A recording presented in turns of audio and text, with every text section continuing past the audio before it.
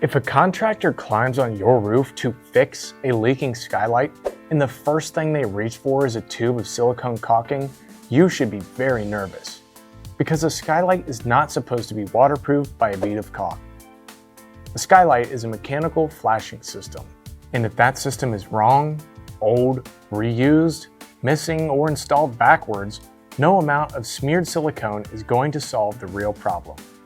It might hide the leak for a few weeks, it might get you through one rainstorm, but it is not the real repair. Today, we're going to break down why skylights leak, how flashing kits actually work, the difference between deck-mounted and curb-mounted skylights, why reusing old flashing is a contractor shortcut, and how to tell the difference between a true skylight leak and winter condensation.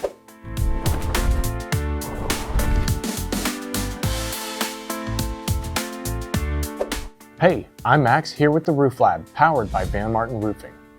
Today we're talking about skylights, more specifically leaking skylights.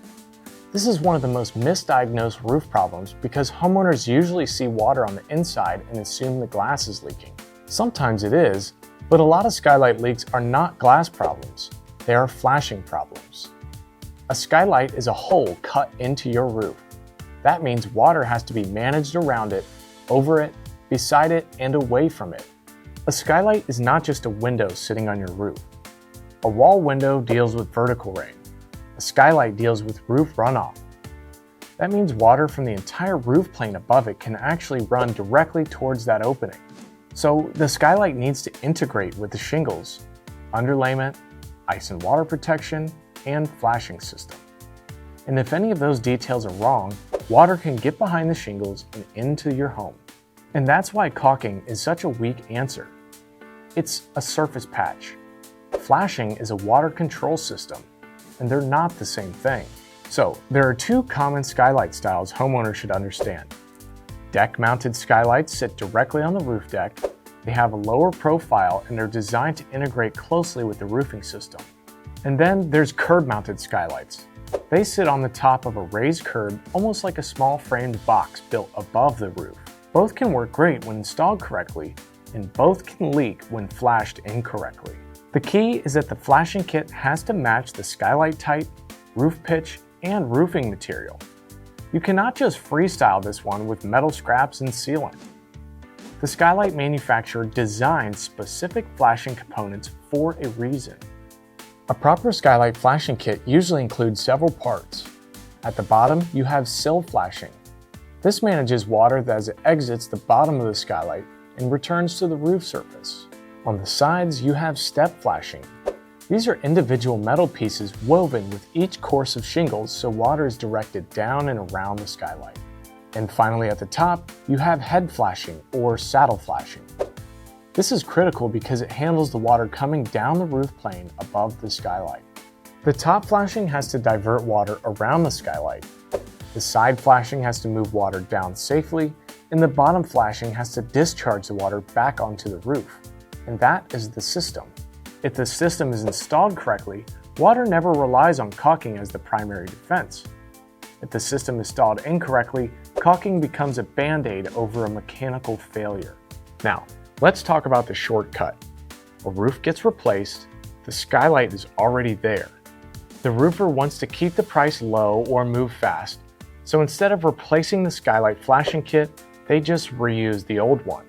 Now that may save you a small amount of money up front, but it can cost you a lot more later.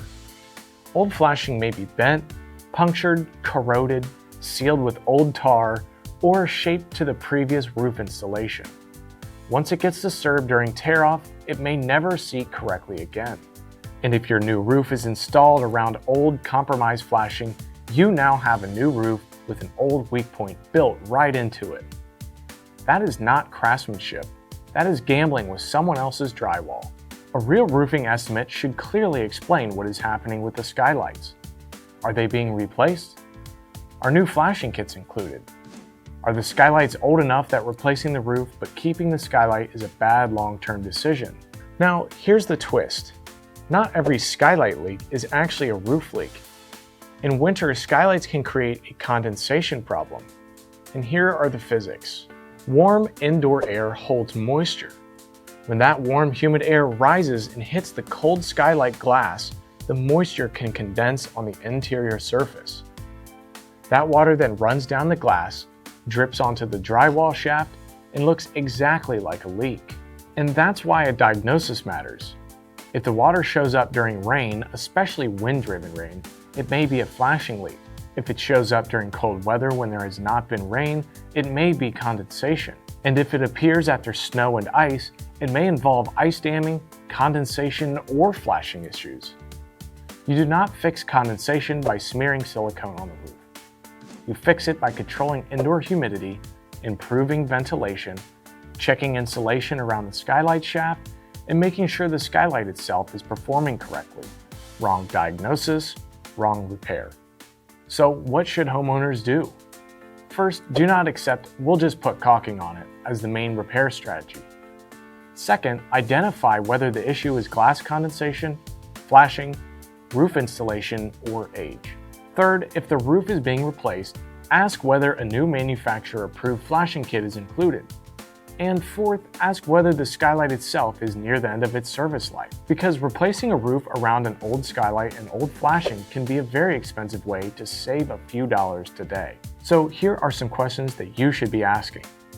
Is the skylight deck mounted or curb mounted? Is a new flashing kit included? Is the flashing manufacturer approved? Is this a leak or condensation? And should the skylight be replaced with the roof? So if your skylight is leaking, do not start with caulking it. Start with the whole system. The skylight has to manage water mechanically: top flashing, side flashing, bottom flashing, underlayment, shingles, pitch, and interior moisture. Silicone may temporarily cover a symptom, but it does not rebuild the water path. And here at the Roof Lab, our goal is to help homeowners understand the difference between real repairs and contractor shortcuts. And if you're dealing with a leaking skylight, a stained skylight shaft, or you're replacing a roof with skylights in it, just reach out to us. And if this video helped, hit like, subscribe, and share it with someone who's been told to just put caulking on it. And thanks for watching. Here at the Roof Lab, we have new videos coming out every single week, so stay tuned and we'll see you in the next one.